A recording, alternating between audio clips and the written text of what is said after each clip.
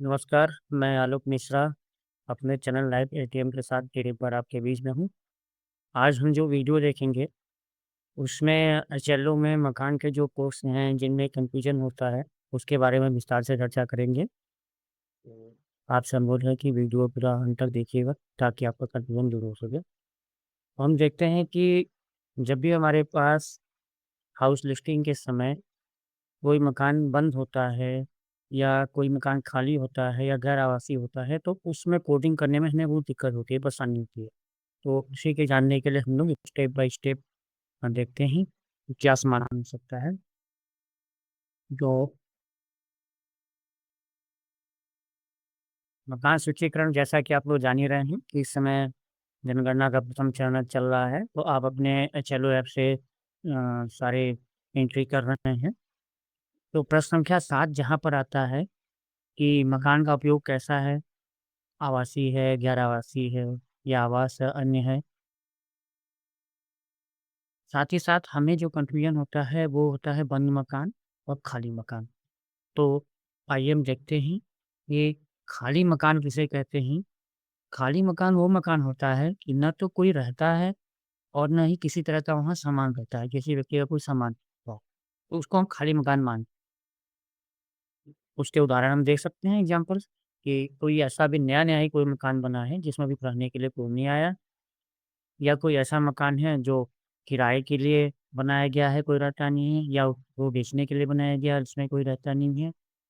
साथ ही साथ वो मकान भी खाली मकान माना जाएगा, जिसके अंदर कोई सामान नहीं है, बिल्कुल खाली। तो मकान को खड़े दिखाने से पहले हमारे पास इस बात का समय ज़रूर होना चाहिए कि हम इस पर विचार करें कि क्या हम सीधे मकान को खड़े दिखा दें या कुछ सावधानियाँ भी होनी चाहिए। तो सावधानी क्या होनी चाहिए कि सबसे पहले हमें उस मकान के पड़ोसियों से पूछताछ कर लेनी चाहिए कि क्या वास्तव में मकान बंद है, खाली है, कोई रह रहा है, नहीं रह रहा है, सामान है कि नहीं? या सामान रखा है तो परिवार बाहर तो नहीं है? तो जब ये चीज़ें कन्फर्म हो जाती हैं, उसके बाद ही हमें खाली मकान या वैकेंट पर टिक करना चाहिए, उसकी एंट्री करनी चाहिए। अदरवाइज़ जो बंद मकान हो जाता है, जो कि एक गलती है। उसी तरह से जो दूसरा कन्फ्यूजन होता है, वो बंद मकान नहीं लॉ, तो उस मकान में भी कोई रहता नहीं है, लेकिन सामान ज़रूर अंदर होगा। हो सकता है वो कुछ दिन के लिए बाहर गए हैं, मकान के गेट पर ताला लगा हुआ है, हो सकता है कुछ दिन बाद वापस भी आ जाएँ।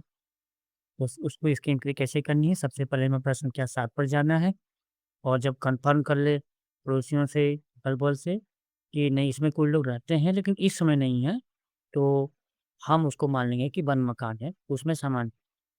एक सावधानी ज़रूर रखनी है कि जब भी हम किसी मकान संख्या पर बंद का ऑप्शन टिक कर रहे हैं, तो अपने डायरी में ज़रूर नोट कर लें कि हमें इसमें रिविज़िट करना है। कितनी बार करना है? कम से कम 3 बार करना है।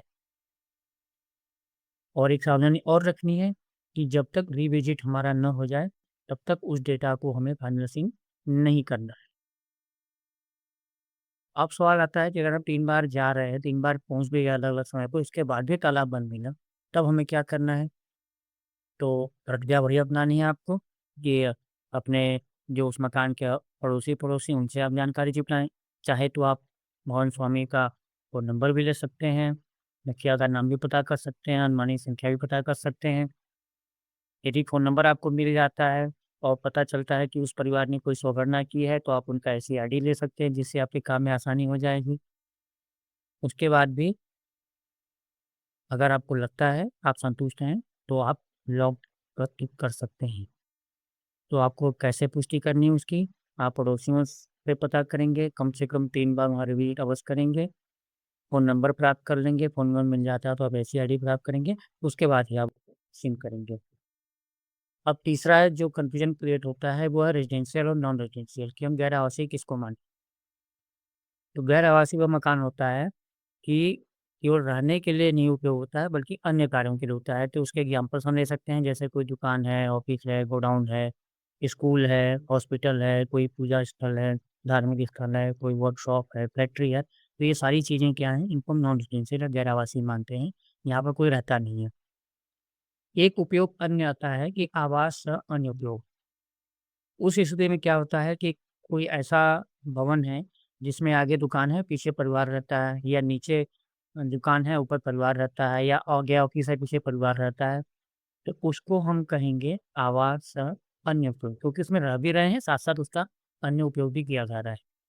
अगर कोई दुकान है जो पूरी तरह बंद है, तो हम उसको ये नहीं मानेंगे कि वो खाली आवासीय मकान है। उसमें अंदर सामान रखा है, तो हम पुष्टि करने के उपरांत ही, कन्फर्म करने के उपरांत ही हम आगे। तो एक बार हम फिर से देख लेते हैं, समराइज़ कर लेते हैं कि खाली मकान, बंद मकान और गैर आवासी में क्या अंतर है। यदि परिवार रहता है, तो उसको हम खाली नहीं मानेंगे और उसको हम बंद मान सकते हैं, क्योंकि हो सकता है गणना के समय वो बाहर रहे। और वो गैर आवासी, उसको हम नहीं मानेंगे, वो आवासीय है क्योंकि वहाँ परिवार रहता है। यदि सामान्य नौजीव है, तो हम खाली मकान भी नहीं मानेंगे, बंद मकान हम मान सकते हैं क्योंकि सामान अंदर है, लेकिन वहाँ परिवार नहीं है। और गैर आवासीय हम नहीं मानेंगे, तभी मानेंगे जब उसके अंदर व्यावसायिक कोई सामान हो, कोई कमर्शियल। अब तीनों का एग्ज़ाम्पल ले लेते हैं कि यदि कोई नया मकान है, किराए है तो खाली मकान है, तो उसको हम खाली मानेंगे। यदि परिवार कहीं बाहर गया हुआ है, ताला लगा हुआ है, सामान अंदर है, तो उसको हम बंद मानेंगे। कोई दुकान, कोई ऑफ़िस, कोई स्कूल इस टाइप का कोई बिल्डिंग है, तो उसको हम गैर आवासीय मानेंगे। अब सवाल ये उठता है कि रिविज़िट कहाँ करना चाहिए? तो खाली मकान में ज़रूरी नहीं है आपका रिविज़िट करना, या यदि आप कन्फर्म हो गए हों। हाँ, बंद मकान में आपको 2 से 3 बार रिविज़िट करना पड़ेगा जब तक परिवार से आपकी भेंट नहीं हो जाती। और गैर आवासीय में भी आपको रिविज़िट करने की ज़रूरत नहीं है। 2 कंडीशन ऐसी हैं कि जिनमें आपको पड़ोसियों से पुष्टि करनी पड़ेगी, खाली और बंद मकान में। कोई है, नहीं है, रहता है, नहीं रहता है, सामान है या नहीं, इससे आपकी पुष्टि हो जाएगी। और गैर आवासीय में भी आपको जो उस परिवार के मुखिया हैं, उनसे ही पुष्टि करनी पड़ेगी, तो पुष्टि तीनों में करनी पड़ेगी। अब कुछ गलतियाँ ऐसी होती हैं, जिनको हमें अवॉइड करना चाहिए, जैसे बिना पड़ोसियों से पूछे किसी भी मकान को सीधे अपने विवेक के आधार पर वैकेंट या नॉन रेजिडेंशियल नहीं दिखा देना चाहिए। किसी लॉक मकान को वैकेंट नहीं दिखाना चाहिए। रीविज़िट किए बिना जो है किसी लॉक मकान को डेटा सिंक नहीं करना चाहिए। दुकान प्लस घर में जो है, जिसमें दुकान भी है, घर है, उसको हमने गैर आवासीय दिखा दिया, जबकि उसका आवास है, अन्य उपयोग होना चाहिए। और बंद मकान है, कोई है, तो उनकी ऐसी आइडिया प्राप्त नहीं कर पाते, तो ये 5 गलतियाँ हैं, इनसे हमें बचना चाहिए। तो इस तरह से हम देखते हैं कि एक लाइन में खाली मकान वो है जिसमें न परिवार है, न सामान है। बंद मकान वो है कि परिवार रहता तो है लेकिन अभी बाहर है, सामान मौजूद है उनका, उसमें टीम विज़िट करना है। और गैर आवासीय वो है जहाँ कोई रहता नहीं है, केवल अन्य उपयोग होता है। तो ये आपकी सामान्य जानकारी के लिए 3 पॉइंट बताए गए थे। वीडियो यदि पसंद आया है तो आप अनुरोध है कि कृपया लाइक करें, शेयर करें उन लोगों के साथ जो सेंसर का काम कर रहे हैं। साथ ही साथ सब्सक्राइब ज़रूर करें ताकि आपको नए-नए वीडियो प्राप्त होते रहें। बहुत-बहुत